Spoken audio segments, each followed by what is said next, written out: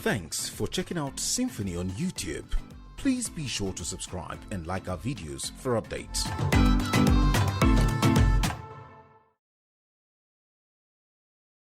This session is mostly on vaccines, but acknowledging the Honorable Minister, Brother the ED of the National Primary Healthcare Development Agency.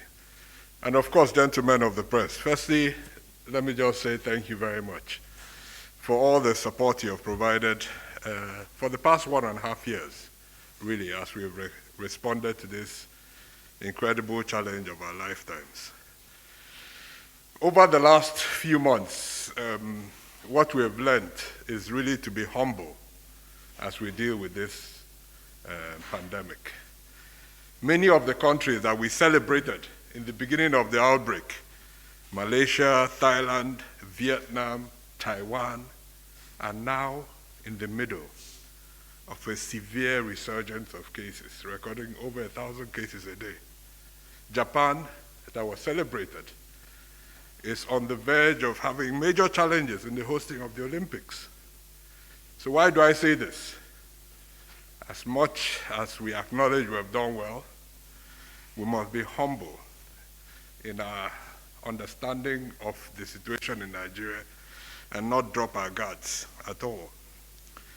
In the last 2 months, we've seen a continuous decline in the cases. You see the numbers every night.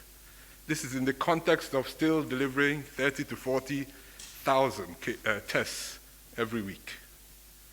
Our test positivity ratio right now is 1%, which means 1 in 100,000 people tested turn out positive. It's a good thing, but we must not drop the ball. While vaccination is really our card out of this outbreak, it is our trump card, and our colleagues are working very hard to bring in the vaccines we need. But we must continue doing those things that is within our capacity to do. So what are we doing? Firstly, we continue to monitor the situation around the world and around the country. We have a group of analysts working in the Emergency Operations Center at NCDC, working every single day, looking at data coming out from other countries.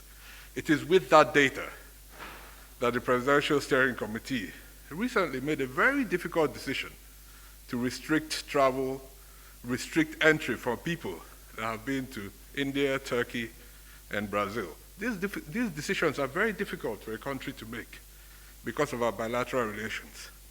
But we went ahead and made that decision, recognizing the fragility of our health system, the need to prevent, and the need to act on time. Secondly, over the last few weeks, we've scaled our risk communication efforts across the country. We recently launched a hands campaign in 7 states, basically telling Nigerians that it's still in your hands. It's in our collective hands to prevent a resurgence of cases in Nigeria.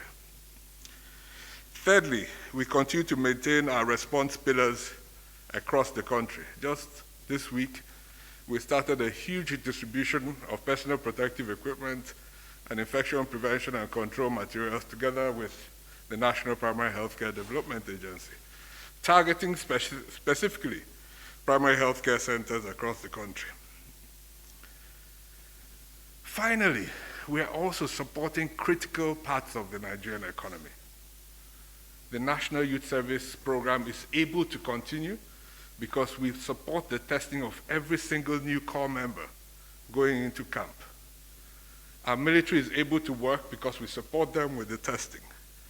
Our sports festival was able to hold because we supported them with the testing.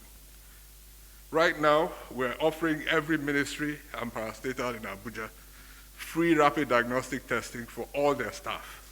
That program is ongoing. In terms of preparing, we definitely don't want another spike in cases, but we realize that sometimes it's out of our hands. So just like the Honorable Minister said, working very hard to ensure that our care facilities have the oxygen that they need. And we've also kept our laboratories going across the country and actually activating new ones every month. We've built new state-of-the-art treatment centers in 16 states, and we plan to complete that for the country. 2 new ones will be commissioned this month in Kebbi and Katsina states. So, as we respond, we are building for a better tomorrow. So what does the future hold? The COVID pandemic has really opened our eyes to the threat of infectious diseases and the need to invest in our health security. The DG of WHO has consistently said that universal health coverage and health security are 2 sides of the same stone, of the same coin. Mr. President, on the 18th of November 2018, signed into law the NCDC Act, preparing the country for the future and ensuring that 2.5% of the Basic Healthcare Provision Fund will go specifically into health security.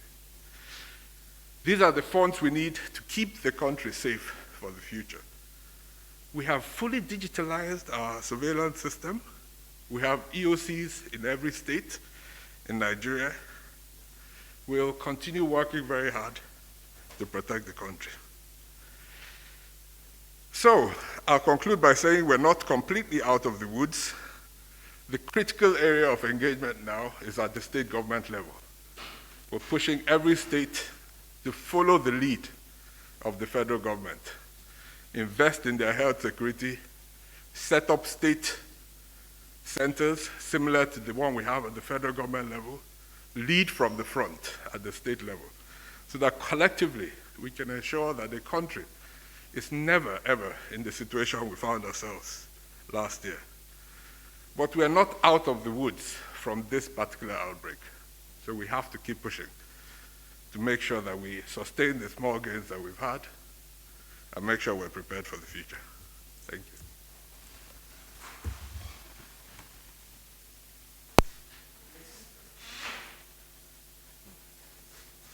Thank you very much, Honorable Minister and the DGs. I believe the briefings have been quite elaborate, but of course, I know you will have questions.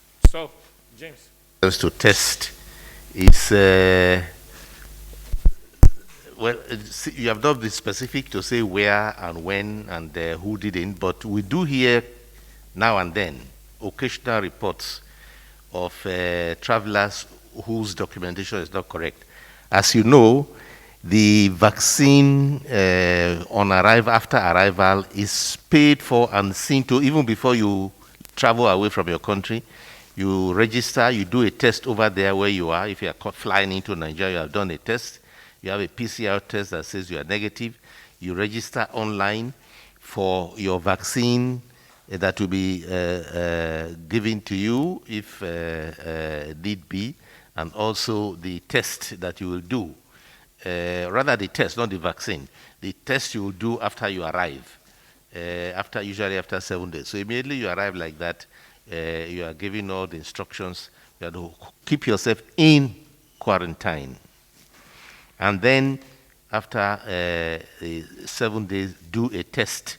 If it shows you are negative, then you're okay. If not, of course, you come into treatment. Now, there are reports of people who don't show up after that 7-day period. And the reasons are various. So what the presidential task force, PSC, what the PSC is doing now is to monitor those who didn't show up and then put a block on their passport. Their passport will be invalidated for a while. If they are non-Nigerians, they can cancel their visa. Stringent measures to see that people comply. And once people begin to see that there are stringent measures, I think they will begin to pay more attention to the measures that are put down by government to protect citizens. So the question is whether to say, the next question is whether to say we are stuck. Well, with vaccines, now that there is no supply yet. Well, let me tell you that there are several countries facing that problem. in that if you do not manufacture, you are not producing, and those who produce don't give you, and even if you are paid, they will tell you, wait, we'll give you later. You don't have vaccine. Essentially, you are in a situation where you have to start looking for other answers. And what we are doing now is approaching countries. We do what we call bilateral. Bilateral is that you approach certain countries who have surplus, or who have declared they have surplus, and say, will you share with us? So that's what we're about to start doing. Some countries have announced publicly that they will share some of their vaccines. I mean, right now, they are doing donations to make money available for COVAX, which is very good. But the point is that all that money immediately will not translate into vaccine, because you won't get it until months later. So we're looking for those who want to share. There's one country that announced that they won't use AstraZeneca anymore. So we are going to contact that country. Well, if you're not going to use it, send it to us. We're using it. It's working well for us. That's one example. Another example, I think, is the UK and France, who said that they want to donate a certain percentage of their surplus vaccines, which is good. Maybe they can also share with us. Those are things we want to do. We have already mentioned it to some of those countries that we are ready to. Others, we want to write to them and say, share your vaccines directly with us. Some want to give it to COVAX, who will share to everybody. So those are the measures we are trying to take to bridge the gap until regular supply begins. Now, about the effectiveness of AstraZeneca. Well, the AstraZeneca we got came from India. And in their own outbreak, which they're having now, they're having a serious outbreak. They have told us they will not supply us vaccine anymore. They will use it for their own citizens. It's that same vaccine, which means it must be effective against the Indian variant, which you're asking about. Otherwise, they themselves will not withhold it and use it for themselves. So it's effective. The only variant where there's a question about the effectiveness of AstraZeneca is the so-called South African variant, of which countries are now using another vaccine, Johnson & Johnson, which we ourselves are also expecting here, perhaps in August, happily. So yes, that vaccine is effective against the India variant. Otherwise, they themselves will not use it anymore. They will be giving it away. Now, about resident doctors, yes, we have had meetings with them. The last meeting we had was last Tuesday. In fact, not only with resident doctors, but with Johesu, with the NMA. All of them were there. We discussed with them, tried to explain to them the situation the country is in. We're like a country almost at war. We're at war with a virus. So small you can't even see it, but it's like a war situation where it is attacking nearly all the countries in the world. So everybody has to realize that they have a certain role to play, and not to try and put others under pressure.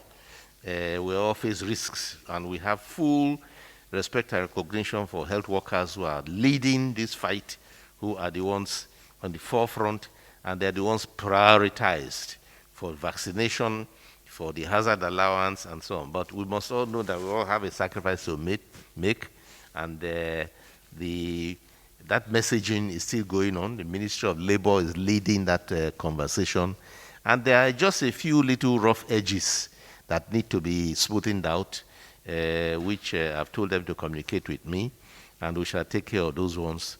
But what we have urged them not to do is not to immediately start going on strike, because it is a risk to people's lives. But whatever it is they do, we discuss, and then we join them in pursuing their own rights, because if they are promised rights, those rights will be, government will deliver those rights. There's no question about it. So with the resident doctors, the situation is good. They are cooperative, and I think many of them have realized the situation we are in is a national problem. It's everybody's problem. It's not just government. It's everybody. And it is that realization that I hope will keep the peace for an extended period. I think those are all the questions. He had questions. Okay, now I get it. Thank you. Yes, I missed that out.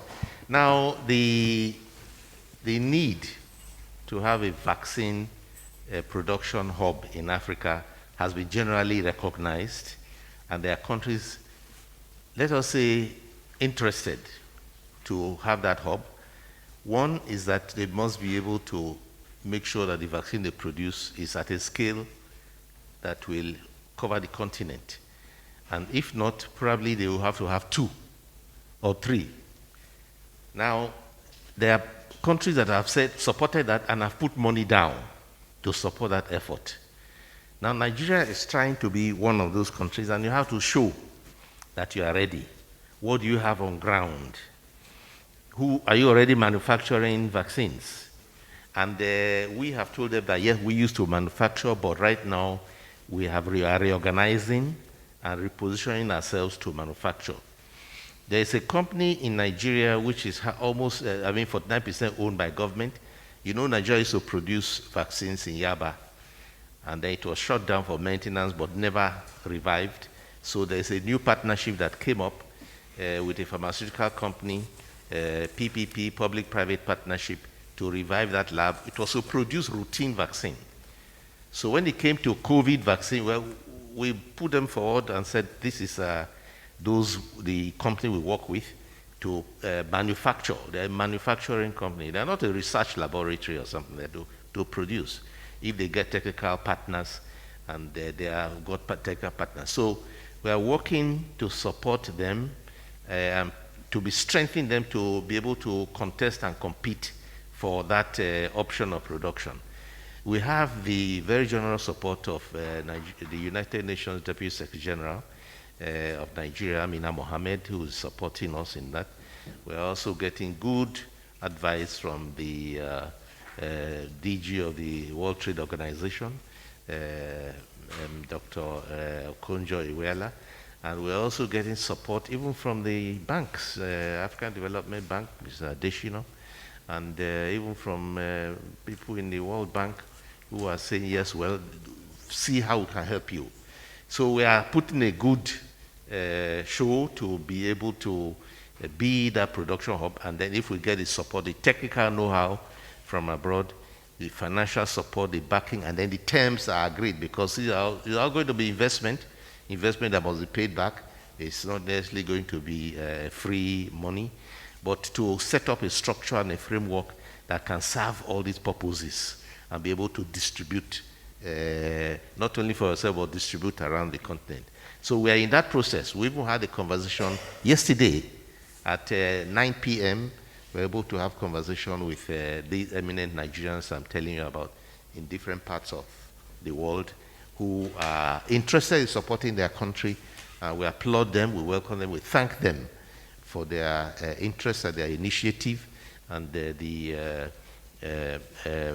energy and the resources they are bringing to see how they can support their motherland. Does that answer your question? Any part you still want to expatiate upon? Yes. Vaccine that we are going to use in Nigeria, when I said any vaccine, it is clear that it's a vaccine that has been approved by NAFDAC. So if it's not approved by NAFDAC, it's not even coming into the country. So see, it's assumed that the vaccine has been checked and approved by NAFDAC. It's a regulatory organ for medicines and including vaccines in Nigeria. Now, NAFDAC itself does its own work in its own way. It uses also guidelines from WHO and other countries, what they call mature regulatory countries. So, but they have to give us a go-ahead to be able to use any vaccine. They have not completed, for some reason, not completed their assessment of the Russian vaccine yet. But the Russian vaccine is being used already in about 70 countries, from what I've heard, what I've read. And, but it hasn't been approved by NAFDAC here yet. And we have some vaccines from that source on offer. Once it's approved, we can go ahead with that one and at least have an additional source. The Chinese vaccines were just I think NAFDAC is not here to answer that question now, because that's a question actually for NAFDAC. But they have been assessing the vaccines, and they haven't completed documentation, because they have to send you what they call a dossier. The dossier of the vaccine, which you look at, examine them, ask questions, and so on, until you are satisfied that you can use it here in our country. So NAFDAC has to also give the approval. But generally what we do, because we have our own acquisition first from the COVAX facility. COVAX buys vaccines and then gives you free. But before they give you free, they themselves are approved, and NAFDAC has approved. So if NAFDAC has not approved, we shall not even take that either. Secondly, we are looking at the African Vaccine Acquisition Task Team, AVAT, with pool procurement. They tell you we have for 29 million doses, nearly 30 million doses, nearly, of Johnson & Johnson. That answers the next question. Doses ready for you, but it will not come until so time. Now, NAFDAC, of course, must have approved it, and I think they have already approved Johnson & Johnson. We just wait for it to be delivered.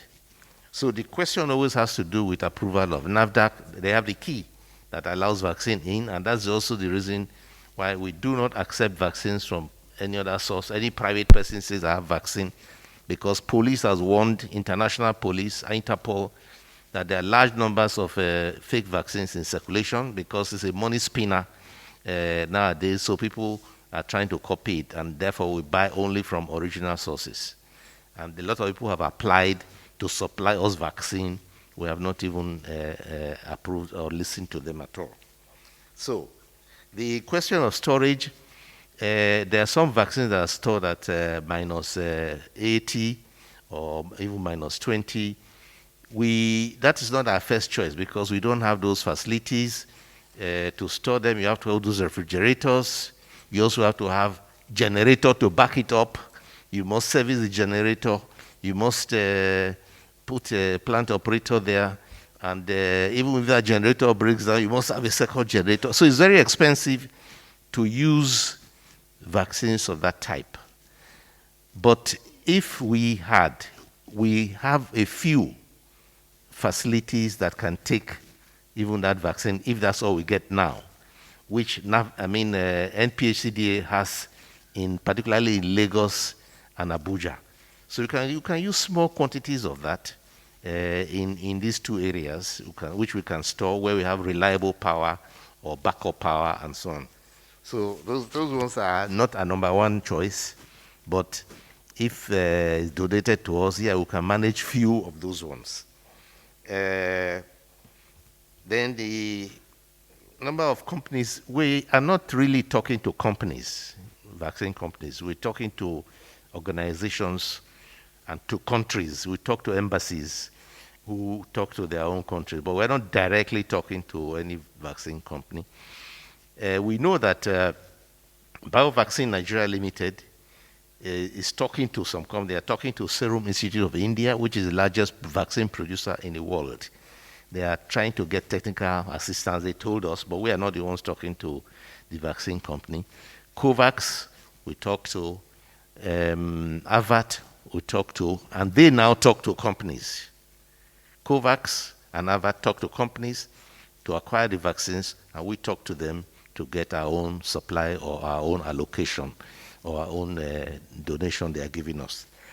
But we also have bilaterals in that if we are interested in a particular vaccine, or if we hear that a particular vaccine is very good, or that they have some of those vaccines, we talk to the embassy and call the embassy and say, look, we hear that you have some vaccines, can you consider us? So those are the bilateral, one-on-one, the other multilateral, talking with different groups.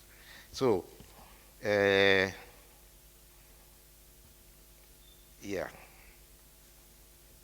about, I think somebody asked a question about some money that was allocated.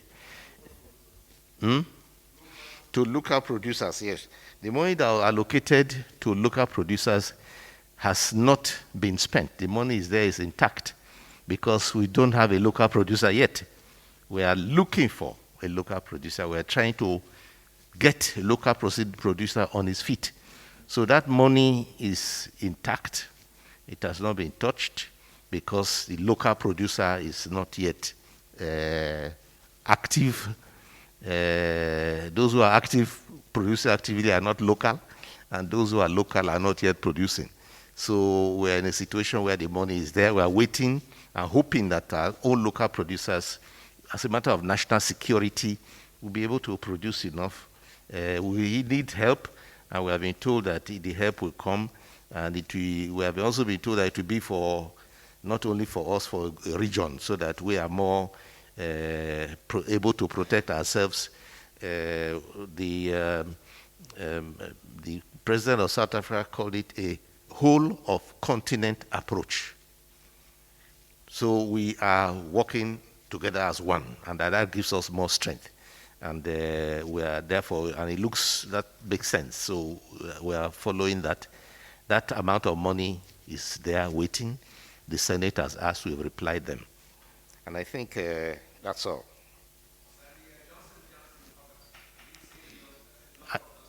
I said 29 million, between 29 and 30 million doses. Yes. Port Health? Okay, the supplementary budget is, because you see the vaccines are all of different prices. This is, well, we don't really know exactly which one we are getting, which one we get first. And we also know that the ones we are getting from COVAX is at no cost to us. So what we are doing is the additional ones that we are going to get to take care of 50 million Nigerians. COVAX will take care of 20 million. They are even offering to take care of more than that, even up to 30 million maybe. So the prices vary. Some vaccines are in the neighborhood of $20-something or 30. Others are in the neighborhood of $5 or $6. So to really make a budget, we are working on rough sketch, and some money has been earmarked. And we have also, the president also announced that there will be a supplementary budget, but we have to get a clearer picture first before you can actually submit a budget that says this is what we're looking at. So we only have rough figures, and as soon as those figures are there, we can continue with that. And also looking for, perhaps, as the Minister of Finance has said, if we have to make any immediate payment, they can find some money to do that. But when that budget time comes, we must be able to have some more precise information for decision making. Sorry? Well, I can't disclose any figure to you now because it's still not, it's not something that you can put out there, because we are, as I said before, the prices are different. We are looking at Johnson & Johnson now, but if, for example, we are to get more AstraZeneca, there's a steep difference between the two. And again, if we are looking for, if we are going to get, if they say, well, we're going to give you Pfizer was on the original list of the AVAT. So, and that one is different. So we are not really going to go public, but very soon, when we have a clearer idea, we can talk of figures.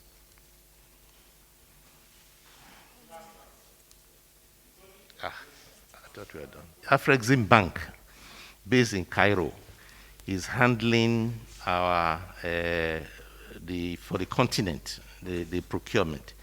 And they have said that once we have decided what we are going to get, we pay down 15% of that amount, 15%, and that we're ready to put that down as a deposit.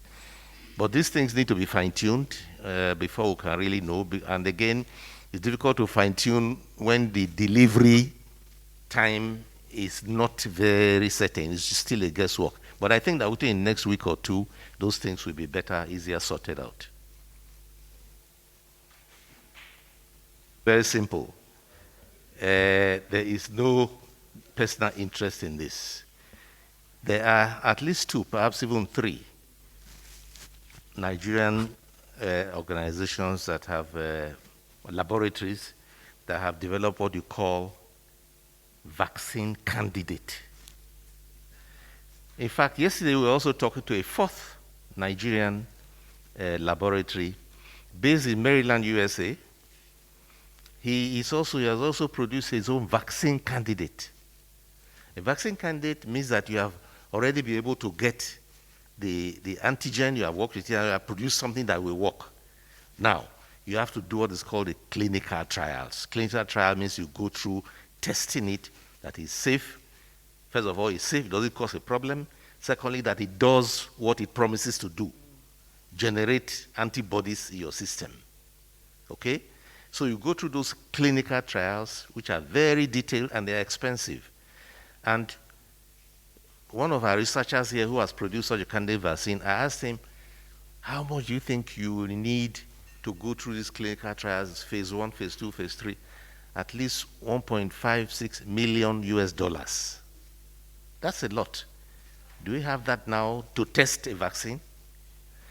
Well, we say we look for sources where we can get the sponsors, because the sponsorship is what you need. What some people do is that they invest in it, and then once you produce the vaccine and it's successful, they buy it, and that's you are done.